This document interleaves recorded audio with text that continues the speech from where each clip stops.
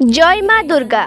जगत जननी माँ दुर्गा पादपद्मरे कोटि कोटि प्रणाम जणाई मु ब्रजेश्वरी आजिर भिडियोटी को आरंभ करुछि। आज आमे जानिबा नवदुर्गा 9टी रूपर नाम। ताहाले आसंतु जानिबा। भारत रे विभिन्न पर्वपर्वाणी पालन करा जाए। सेथिरु दुर्गा पूजा हेउछि अन्यतम।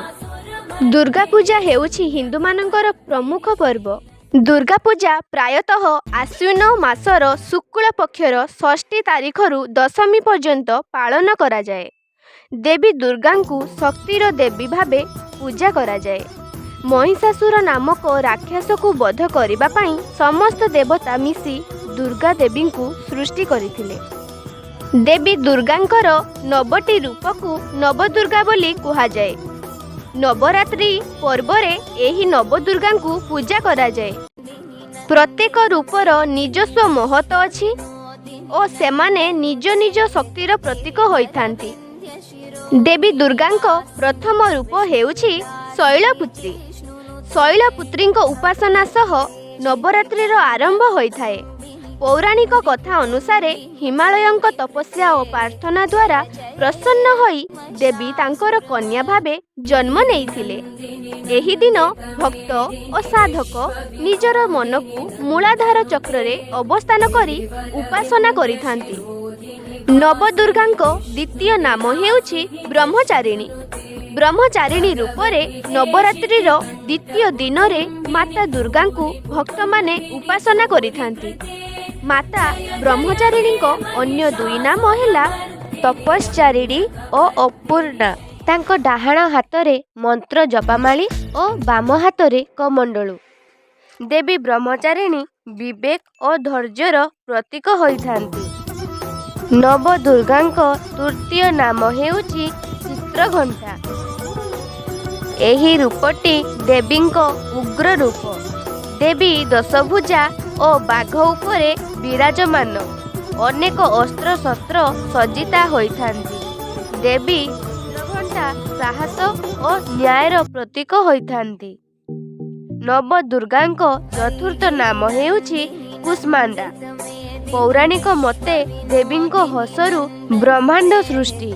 एही रूपरे देवी अष्टभुजा और हातरे कमंडलू धनु कमल अमृत कलश चक्र गदा और जपामाली धारण करिथांती। नवदुर्गांको पंचम नाम हेउछि स्कंदमाता। नवरात्रिर पंचम दिन रे देवी को एही रूपरे उपासना करा जाए। कुमार कार्तिकेयंको माता होइथिबारु तांकु स्कंद माता कहा जाए। देवी चतुर्भुजा और सिंह उपरे विराजमान। एही रूपरे माता पुत्र स्कंद को कଳରେ बसाई थांती। एही रूपटी मातृत्व और करुणार प्रतीक होइथाए। नवदुर्गांको षष्ठ नाम हेउछि कात्यायनी। नवरात्रिर षष्ठ दिन रे देवी को एही रूपरे उपासना करा जाए। महर्षि कात्यायन तपस्या रे संतुष्ट होई देवी तांकर कन्या रूपरे जन्म होइथिले। सेही अनुजाई देवींकर नाम कात्यायनी। माता कात्यायनी धर्म और सत्यर प्रतीक होइथांती। नवदुर्गांको सप्तम नाम हेउछि कालरात्रि। एहा देवींको विकटाल रूप। एही रूपरे त्रिनेत्र शरीर वर्ण अंधकार भली गाढ़ कला। चतुर्भुजा देवी हातरे लोह खड्ग धारण करिथांती। एही रूपटी अत्यंत उग्र और भयंकर रूप। समस्त असुर को नष्ट करिथांती। एही रूपरे नवदुर्गांको अष्टम नाम हेउछि महागौरी। नवरात्रिर अष्टम दिन रे देवींकर एही रूप को उपासना करा जाए। एहा देवींको सौम्य रूप।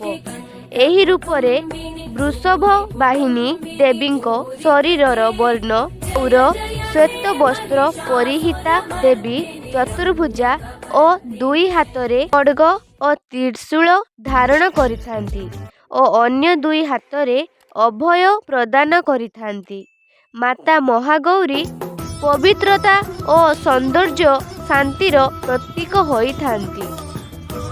ନବଦୁର୍ଗାଙ୍କ ନବମ ନାମ ହେଉଛି ସିଦ୍ଧିଦାତ୍ରୀ। ନବରାତ୍ରିର ଶେଷ ଦିନରେ ଦେବୀଙ୍କୁ ଏହି ସ୍ୱରୂପରେ ଉପାସନା କରାଯାଏ। ଏହି ରୂପରେ ପଦ୍ମସନା ଦେବୀ ଚତୁର୍ଭୁଜା ଓ ହାତରେ ଶଙ୍ଖ, ଚକ୍ର, ଗଦା, ପଦ୍ମ ଧାରଣ କରିଥାନ୍ତି। ସିଦ୍ଧିଦାତ୍ରୀଙ୍କ ପୂଜା ସହିତ ନବରାତ୍ରିର ନବଦୁର୍ଗାଙ୍କ ପୂଜା ସମ୍ପୂର୍ଣ୍ଣ ହୋଇଥାଏ। ନବଦୁର୍ଗାଙ୍କ ପୂଜା କରିବାର ଅର୍ଥ ହେଉଛି ଶକ୍ତି, ଧୈର୍ଯ୍ୟ, ସାହସ, ଜ୍ଞାନ, ମାତୃତ୍ୱ, ସତ୍ୟ, ନ୍ୟାୟ ଓ ଶାନ୍ତିର ଆଶୀର୍ବାଦ ପ୍ରାପ୍ତ କରିବା ପାଇଁ। ତେବେ ଦର୍ଶକ ବନ୍ଧୁ, ନବଦୁର୍ଗାଙ୍କର 9ଟି ରୂପର ନାମ ତ ଏ ଭିଡ଼ିଓରେ ଜାଣିଲେ। ଆପଣମାନଙ୍କୁ ଏ ଭିଡ଼ିଓଟି କେମିତି ଲାଗିଲା ଦୟାକରି କମେଣ୍ଟରେ ଜଣାଇବେ। ଏହିପରି ପୌରାଣିକ କଥା ବସ୍ତୁକୁ ଶୁଣିବା ପାଇଁ ହେଲେ ଓଡ଼ିଆ ଝିଅ ୟୁଟ୍ୟୁବ୍ ଚ୍ୟାନେଲକୁ ସବସ୍କ୍ରାଇବ୍ କରିନିଅନ୍ତୁ। ଏହିଠାରେ ଭିଡ଼ିଓ ଶେଷ କରୁଛି।